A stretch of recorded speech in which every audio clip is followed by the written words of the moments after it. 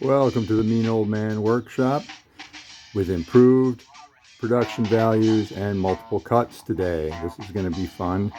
Yeah, whatever. It's been a couple months since I did anything because I don't do shit unless I feel like it, because this is fun, not a job. Today I'm working on assembling bits and pieces to try to make a driveline coupler between the transmission and the big old electric motor.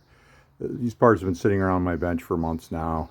Again, I do shit when I feel like it. I already have a job. I don't need another. So today I felt like welding. It's Memorial Day.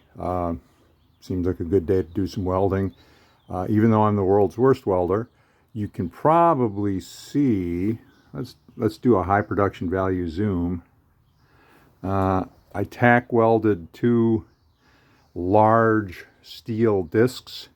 They look like huge steel boogers on there now. I really like booger welding. It's amusing. I'm just tacking this thing together, and I'm going to take it in to a real welder to actually do seams so that the stuff holds together. This is going to be spinning anywhere up to 5,000 RPM, so it's got to be pretty closely balanced, and it needs to be strong. So that's the end of the first cut. I'll continue talking in a second. So anyways, here's how the thing's supposed to work. I'm going to weld this gear, which fits on the electric motor, here. That will go on the output shaft of the electric motor. There will be bolts running through these discs after I get this welded and balanced, which will be attached to this, what is called a guibo. This is a BMW part. And I've been told, don't use them. They're nothing but trouble. They fall apart. But, okay, whatever.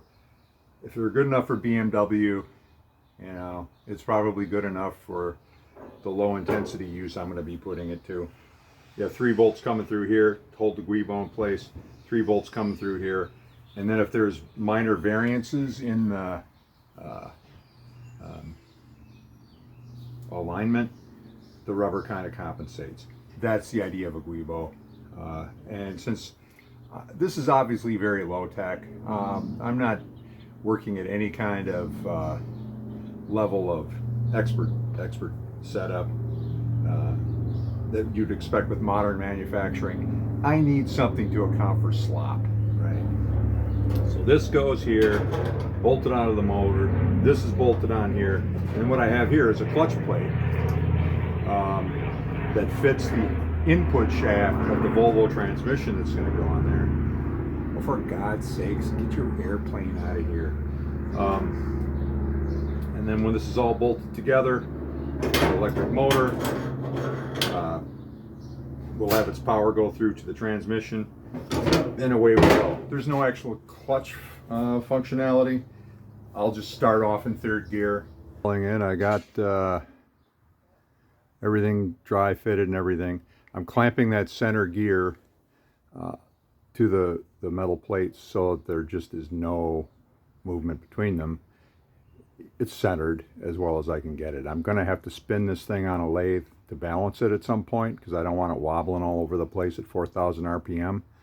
But that should be pretty darn close. And again, I'm just tack welding it with my trusty old Lincoln welder, which even has argon gas shielding. So it's a lot cleaner process. It seems to work better even with my shitty skill set. Than wire feed with just the rosin core wire, which just makes a god-awful mess and white dust everywhere, and I don't want to be breathing it. So I'm not going to go ahead and weld in front of this camera because I'm pretty sure it'll burn out the sensor on my camera here. But I'm going to go ahead and tack that together, and then we'll call it good. And we're done. It's ready to go to a real welder and be put together for real. Motor mount, guibo, clutch plate. Put that in there, away we go. This should transmit the power from the motor to the transmission. And we are off to the races. See you in a while.